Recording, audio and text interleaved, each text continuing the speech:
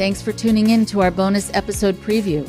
This is just a short sample of this week's exclusive Patreon episode. You can hear the episode in its entirety by becoming a member at patreon.com/IndoctriNation, where you'll gain access to all of our exclusive episodes and merchandise.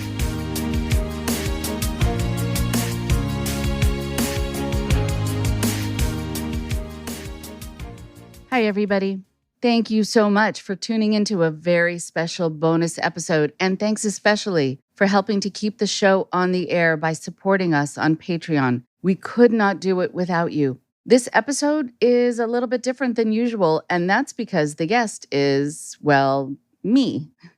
One of the questions I so often get from listeners, journalists, and others in the cult education world is how I got into this field. What is my own personal involvement with systems of control?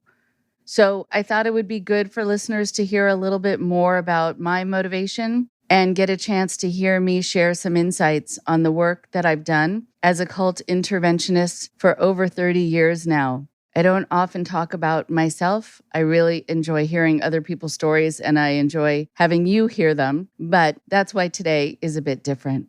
We enlisted our wonderful new social media manager and recent guest, Andrew Pledger, to pick my mind a bit about my work. Andrew is well suited for this task, as he recently began his own journey as a podcast host on Speaking Up with Andrew Pledger, a show offering a platform for people to share their stories of religious trauma. You can find a link to Speaking Up in the show notes of this episode.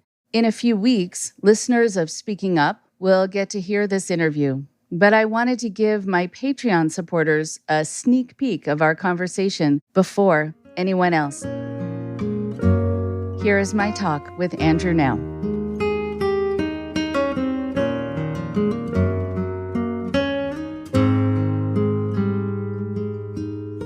Hello, everyone. This is Andrew Pledger, and I am beyond excited to have Rachel Bernstein. As most of you know, she is my boss, and she is the host of the IndoctriNation podcast. I've been really trying to get Rachel to share her personal story, and I've been super excited. I know a lot of people are curious. Yeah. I get asked here and there what caused me to be interested because I was not in a cult myself. So that does intrigue people about why I would choose this. But no, a whole show devoted to me talking about me is that is highly unusual for me. Even in a conversation, usually after a sentence of me talking about me, I said, "But what about you? Tell me about you." Like I need to shift, have the spotlight on someone else, right?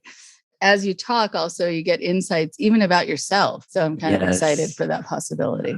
The thing that people are really interested about is like, what was your upbringing like regarding religion? How that influenced your life and who you are? So it was an interesting thing. I grew up in a Jewish family and have raised my kids in the Jewish religion. It's an interesting thing. A lot of people call Judaism a faith. It's actually not a faith because it's not so much about faith.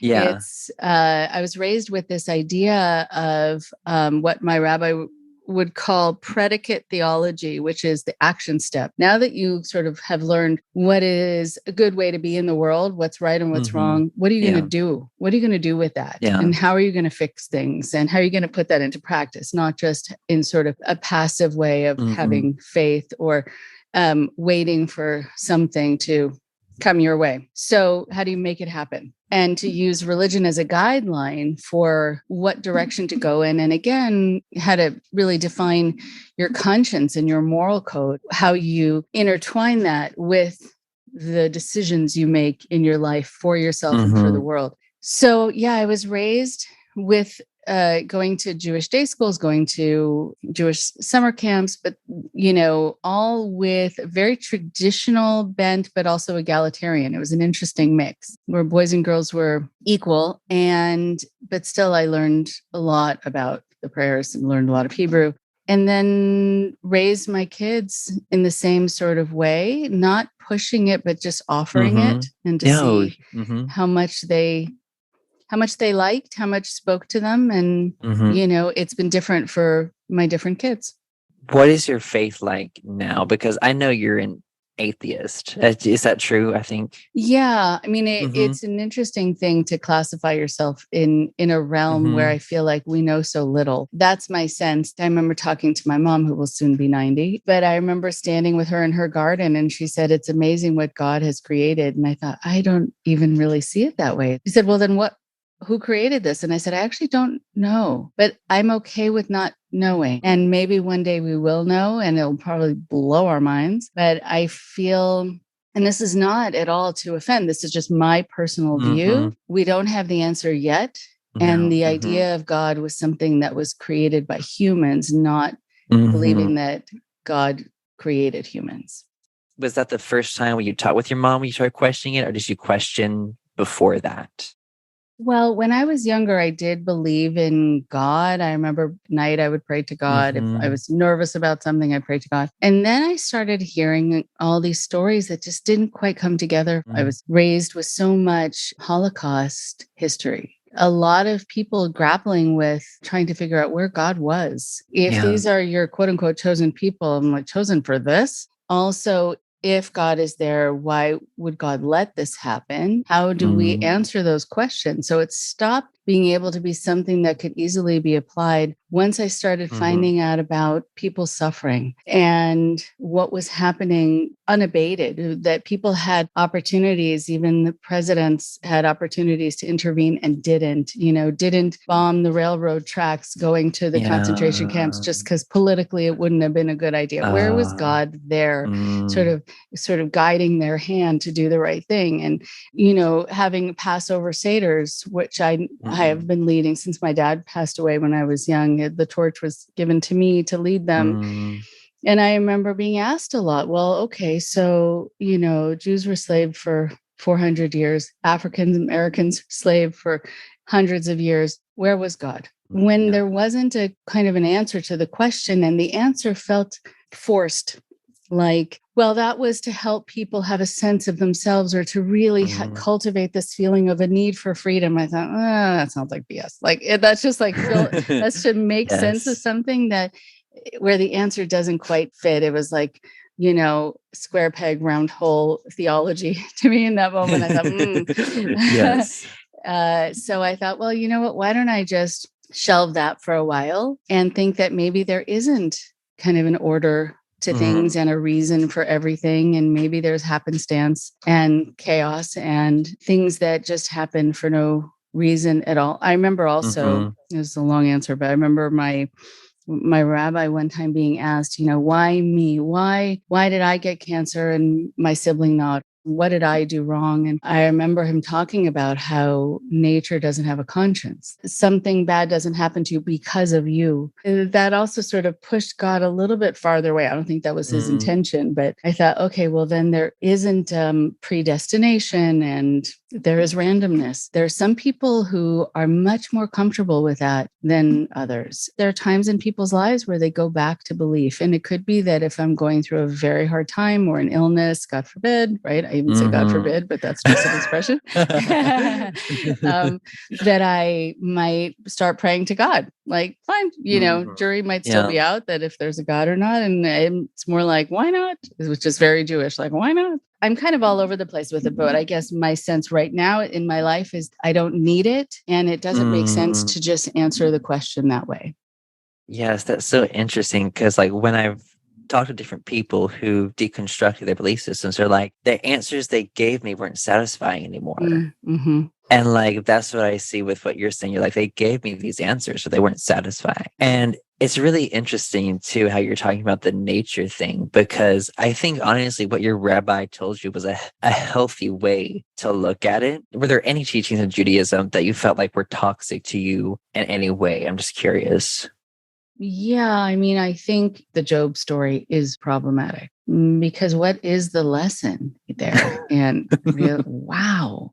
And so those kinds of teachings were really difficult. I know that there are some teachings too, as you get more orthodox, and this is, going to happen, I think, in any religion where it gets to be more about, well, that happened to you because of this. And that's never going to work for me. And also the sexism, that's a problem. As you grew up and you started to see those instances of like, oh my gosh, like this religion is supposed to show love and compassion, but it's not. Like, how did you deal with that as you grew older and started to, I guess, kind of go away from that? Right. So what I decided to do was to still have a connection to my tradition as a tradition. That's why it's not just considered a faith. I mean, you can be linked to your Judaism through DNA. So that's more than just faith. And so the fact that there is a certain kind of people, and I did the 23andMe, DNA testing, and I'm a Jewy Jew. I was like 99.9%. But I think that what has been interesting is that when you get older and you realize what matters to you, and what matters to me is continuity. My ancestors were killed because of their religion, were persecuted, were put in cattle cars. Wow. I would feel like it would be wrong of me to kind of just decide to let it die with me if I know people had risked their lives for this, to keep it going because they felt there was something special about it. So that's why I have passed on the traditions, but people can believe what they want to believe. We're still going to celebrate Hanukkah. We're going to celebrate Passover. We're going to go to high holiday services. And if you say the prayers, you could be praying to yourself, to guide yourself in how to be. You could be praying to God. That's optional to me. But I like that there is this sense of what they call in Hebrew, lador vador, from generation to generation. I'm going to keep it going because I have the freedom to do it. And you never know when you're a Jewish person, when that freedom is going to be taken away. So yeah, I know I have a lot of relatives who sleep with passports under their pillows just from their upbringings, of thrown out of country suddenly because they decided that you, who's always been in that country, is now an enemy. And a lot of other peoples have had that. And I think about Japanese internment camps, and there have been a sudden shift. Are you really part of this population or not? Are you an American or not? And for someone else to decide suddenly that you're not. So it can put people on edge, certainly. But what helped, though, was having a connection to a community. It kind of led one of my relatives into looking for something else because I think she didn't have that feeling of connection. And she went searching, found something that turned out to be a cult. And that moved me into this whole realm. Yes. And so, since you mentioned that, we'll dig into the next question, which is really like, what inspired you to become a cult expert? Tell me the personal story behind that. And I know it has a lot to do with your sister. Right. So what was interesting was that while my sister's involvement with a particular group that's very litigious, and I don't know if you want to have to deal with them, so I won't mention them. Thank you. You're welcome. Anytime. But what was alarming was to see this person who was so full of life and fun and capable suddenly like shutting down and being very serious and being very secretive. And all of the money that she had made, I mean, we were all told to work at a young age. So we had a babysitting, counselor camp money, whatever we did. So suddenly the money that she had raised through working at, I think, IHOP or wherever she had been working and camp counseling was gone. We knew how many years she had worked to collect and money. And I think she was saving up for helping to pay for her college, etc. And she was lying for one of the first times in her life and not telling my parents where she was going and coming back at, at all hours of the night. And it was so interesting to see also this sense of almost hubris, like she knew what was better. For lack of a better psychological term, kind of obnoxiousness. And so even though her involvement was short, the thing that probably made the biggest impact not only was the change and the secrecy and all of that, but when my parents talked to her about why she got involved, she said, this is before they knew what it was. And they had heard it was something that calls itself a church. Turns out not to be. It's as much of a church as like the mafia is a church. Yes. And so she said, oh, my best friend from school doing her own thing. And she, she's like this independent adult, even as a teen. And she did this so that she could get along better with her parents because she and her parents were fighting all the time. In that moment too, I learned about how people intervene in different ways and what's more successful than other things, because my mom, through no fault of her own, was very kind of punitive. You can never go back, and, et cetera, et cetera. Yeah.